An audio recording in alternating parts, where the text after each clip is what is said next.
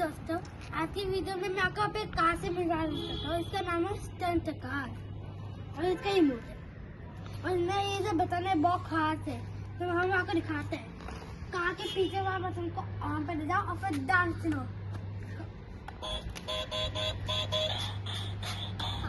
तो ये बटन को ऐसे करो, इसको पीछे करो और इसको ऐसे करो, देखो ऐसे करो। लेकिन मैं आपको इसके 5 बटन से मिलवाना चाहता हूँ। 5 बटन का नाम है ऑटोमेटिक।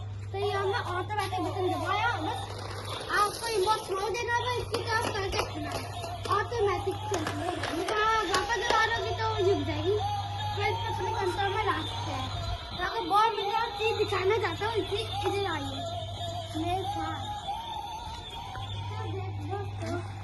अब मैं बहुत मजेदार चीज करने जा रहा हूँ।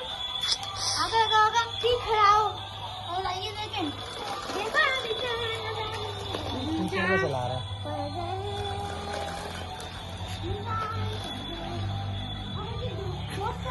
आप क्या कर सकते हैं? इसकी कुर्सी दिखाओ, आपको कुर्सी क्या है? इसकी कुर्सी बहुत मजेदार है, तो देखिए।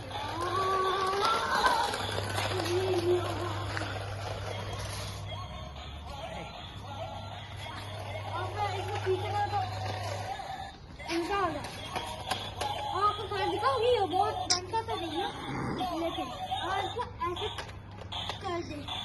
अब रुक जा, मैं